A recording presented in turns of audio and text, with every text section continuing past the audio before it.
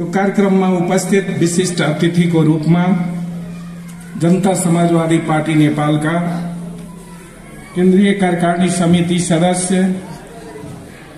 एवं माननीय हरिनारायण यादवजी, हरिनारायण रौनियारजी, त्यस्तै जनता समाजवादी पार्टी नेपालका केन्द्रीय कार्यकारिणी समिति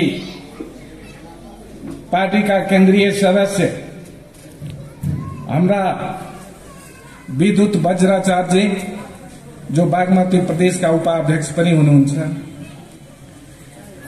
त्यस्तै यस कार्यक्रममा उपस्थित पार्टीकै केन्द्रीय समिति का सदस्य तारा विश्वकर्मा जी र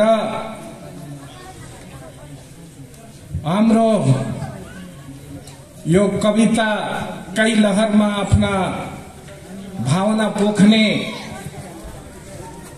नेत्री, पार्टीको नेत्री, पार्टीको केन्द्रीय समिति सदस्य जेसिका लामाजी लगायत पार्टीका सबै तहका नेता साथीहरू,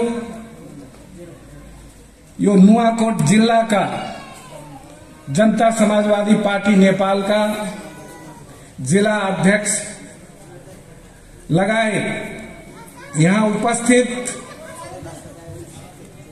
यो गुप्तेश्वर गाउँपालिका का गाउँ कमिटी का अध्यक्ष लगायत संपूर्ण साथीहरू सबैमा सर्वप्रथम र यहाँ उपस्थित तमाम महिला सज्जनवृन्द, सर्वप्रथम यहाँहरूमा हार्दिक अभिवादन, नमस्कार, लासो फाफुला। आज जनता समाजवादी पार्टी नेपाल को नीति, विचार र सिद्धान्तलाई आत्मसात गर्दै पार्टीमा प्रवेश गर्नुभएका विभिन्न राजनीतिक दलहरू परित्याग गरेर प्रवेश गर्नुभएका तमाम नवप्रवेशी मित्रहरूलाई हार्दिक स्वागत तथा बधाई दिन चाहन्छु। र यहाँहरूले जुन विश्वास र निष्ठाका साथ पार्टीमा आबद्ध हुनुभएको छ, मलाई लाग्छ कि अब यो पहाडे र मधिसे यो एक समुदायलाई अर्को समुदायमाथि विभिन्न आक्षेप लगाउने, उचाल्ने र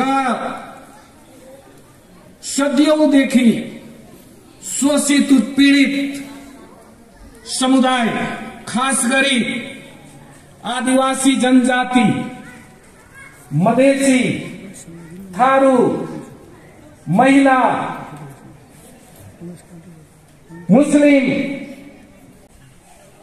मैले यहाँ आउँदा जुन समुदायले, म जुन समुदायबाट प्रतिनिधित्व गर्दैछु, त्यो समुदायलाई अर्कै दृष्टिकोणले हेर्ने, विभिन्न किसिमका आक्षेप लगाउने आज ती समुदायले मलाई स्वागत गर्न जुन किसिमले सम्मान गर्नुभयो, आज उहाँहरूप्रति म हार्दिक आभार व्यक्त गर्न चाहन्छु। र यसले पनि सिद्ध भइसकेको छ, यहाँका तामाङ या अरू अन्य जाति जो पिछडिएका समुदाय छन्, गण्डकी प्रदेशमा मगरातको कुरा गरौं, मगरहरूको, त्यस्तै गुरुङहरूको कुरा, सबैले चाहिँ पीडित भएको कुरा सुन्न पाउँदा, जान्न पाउँदा आश्चर्य लाग्छ। मधेसी जनताको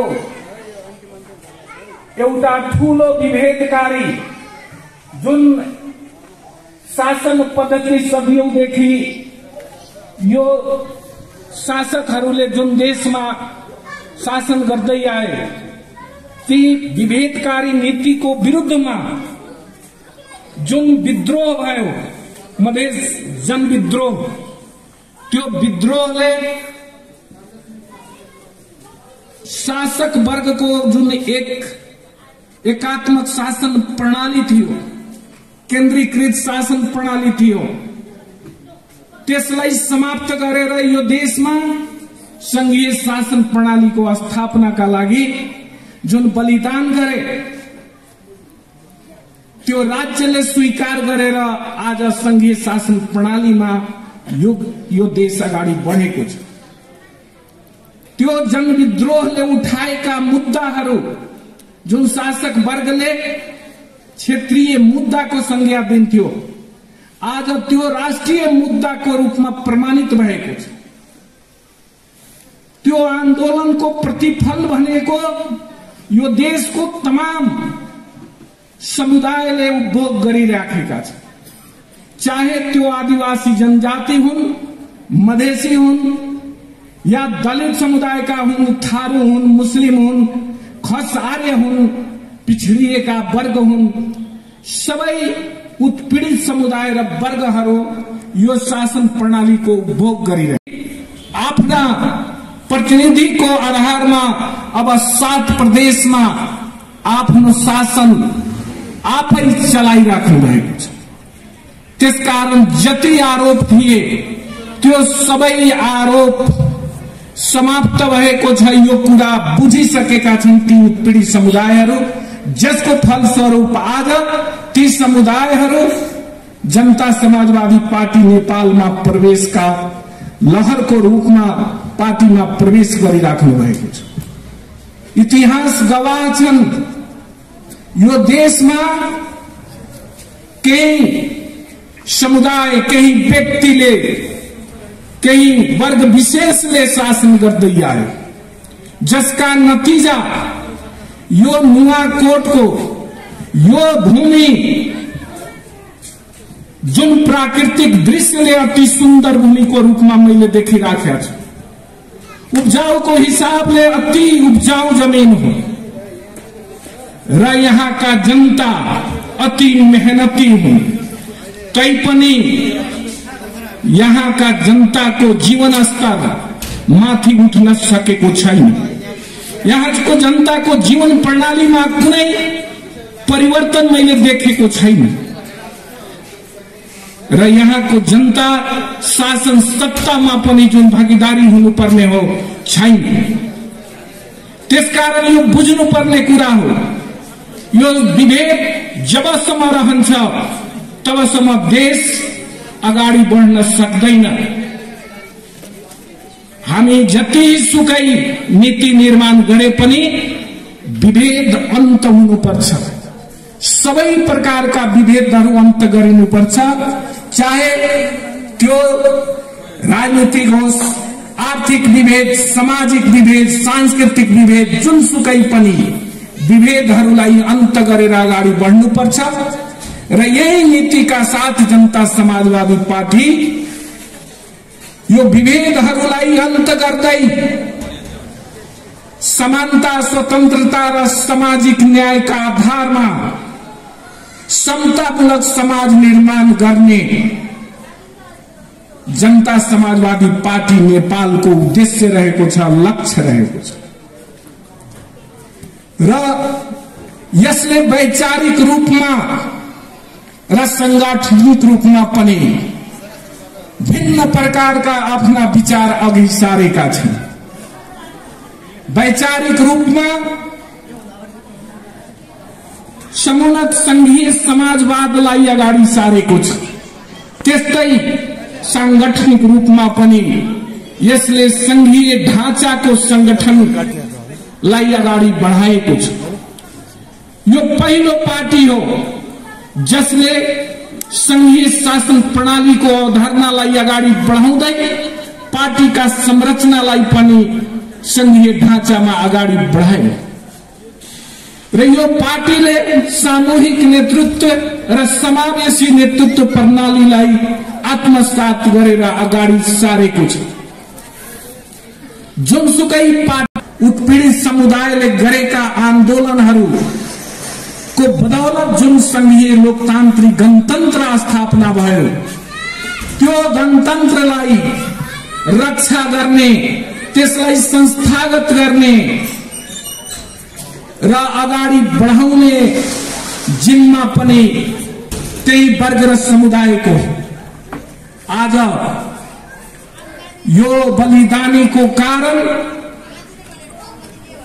जुन चाहिँ पहिलो पटक जनताको मतले संविधान सभा निर्वाचित भई संविधान सभाबाट जुन संविधान निर्माण भएको छ, यो संविधानमा जनताको भावना, सबै भावना चाहिँ सम्बोधन नभए पनि महत्वपूर्ण उपलब्धिहरू हासिल भएका छन्। संघीयता, गणतन्त्र, लोकतन्त्र, समावेशी लोकतन्त्र, समानुपातिक समावेशी धर्मनिरपेक्षता, यी महत्वपूर्ण उपलब्धिहरू छन् र यी उपलब्धिहरूलाई जो प्रतिगमनकारी जुन उपलब्धि छन्, यसका विरुद्धमा लाग्ने शक्तिहरू यसलाई समाप्त गर्न खोजे। विगतमै ती शक्तिहरूलाई फेरि जनताले आफ्ना रगत, आफ्ना बलिदानबाट प्राप्त गरेका ती उपलब्धिले अब जनता कुनै पनि षड्यन्त्र, कुनै पनि लोभ, कुनै पनि बहानामा अब ती कुरालाई सहन सक्दैन र त्यसैको परिणाम हो आज देशभरिकै उत्पीडित समुदायहरू एकजुट हुँदैछन्। सबै समुदायहरू जो परिवर्तनकारी शक्तिहरू छन्, ती सबै गोलबन्द हुँदैछ र यो मुलुक अब दुई धारमा देखा पर्न थालेका छन्, परिवर्तनकारी धार र प्रतिगमनकारी धार।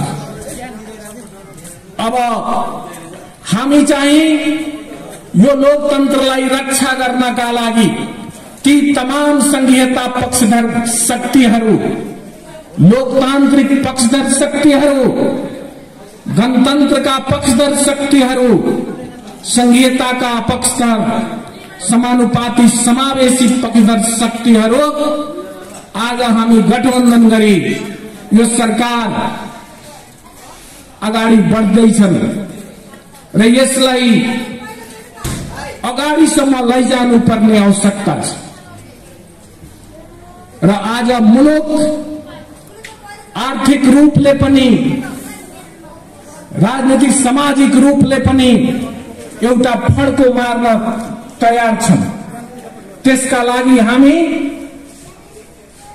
सबै पक्षबाट त्यतिकै सचेत भएर अगाडि बढ्नुपर्छ।